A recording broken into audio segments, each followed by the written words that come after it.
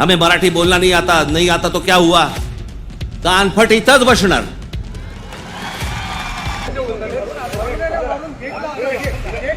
महाराष्ट्रामध्ये मुंबईमध्ये मराठीचा मान हा राखला गेलाच पाहिजे प्रत्येक आस्थापनेत. सरकार का भी मानना है कि मराठी का उपयोग ज्यादा से ज्यादा होना चाहिए, किंतु अगर उसके लिए कोई कानून हाथ में लेता है तो कानून उसके ऊपर कार्रवाई करेगा.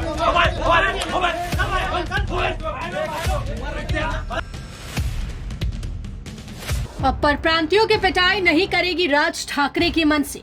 क्या भाजपा के दबाव में राज ठाकरे ने रोका आंदोलन? आखिर क्यों बदल गए राज ठाकरे के तेवर? महाराष्ट्र की राजनीति में एक बार फिर मराठी अस्मिता का नारा बुलंद हुआ. महाराष्ट्र नवनिर्माण सेना प्रमुख राज ठाकरे ने गुड़ी पाड़वा के अवसर पर मी मराठी अभियान का आगाज किया. मकसद था महाराष्ट्र में मराठी भाषा का सम्मान सुनिश्चित करना, लेकिन इस अभियान की राह आसान नहीं रही. राज ठाकरे ने अपने समर्थकों से ये साफ कह दिया कि जो लोग राज्य में मराठी बोलने से इनकार करते हैं उन्हें थप्पड़ मारने में संकोच ना करें. ये बयान आग की तरह फैल गया. मन से कार्यकर्ताओं की सक्रियता भी देखने को मिली, लेकिन राज ठाकरे का ये मी मराठी अभियान विवादों में घिर गया. इस बार राज ठाकरे का आंदोलन 2 दिन से ज्यादा नहीं चल पाया. कई तरफ से विरोध के स्वर उठने लगे. सवाल उठने लगा कि क्या मराठी भाषा के नाम पर हिंसा को जायज ठहराया जा सकता है. राजनीतिक गलियारों में भी हलचल तेज हो गई. बीजेपी की सूत्रों की माने तो देवेंद्र फडणवीस की नेतृत्व वाली महायुति सरकार पर इस क्षेत्रीय संगठन पर लगाम लगाने का दबाव था. आखिर क्या हुआ कि राज ठाकरे को अपने कदम पीछे खींचने पड़े? बीजेपी के अंदरूनी सूत्रों का कहना है कि राज ठाकरे के अभियान का सीधा असर बीजेपी के उत्तर भारतीय वोटरों पर पड़ रहा था. खासकर बिहार विधानसभा चुनाव को देखते हुए बीजेपी अपने इस कोर वोट बैंक को नाराज नहीं करना चाहती थी. मुंबई में उत्तर भारतीयों के खिलाफ हिंसा की छोटी मोटी घटना भी बिहार चुनाव में बीजेपी को नुकसान पहुंचा सकती थी.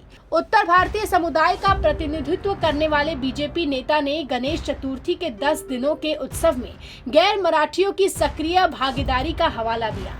उनका तर्क था कि जिस राज्य में कोई बसता है उसकी संस्कृति, भाषा और व्यवस्था को अपनाना स्वाभाविक है. किसी को मराठी सिखाने के लिए उस पर हमला करने की जरूरत नहीं है.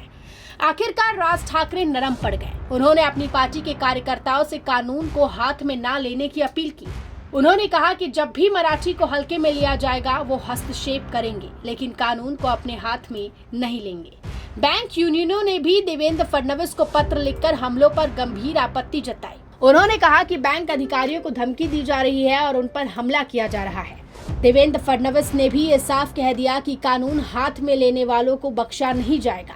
उद्योग जगत ने भी इस हिंसा पर आपत्ति जताई. सरकार को डर था कि मनसे का ये अभियान महाराष्ट्र को $1 ट्रिलियन की अर्थव्यवस्था बनाने के लक्ष्य को खतरे में डाल सकता है.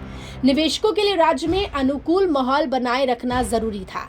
महाराष्ट्र में मराठी अस्मिता की राजनीति कोई नई बात नहीं है. अतीत में भी शिवसेना ने मराठी मानुस के कई मुद्दों को उठाकर प्रवासियों के खिलाफ आंदोलन किए थे.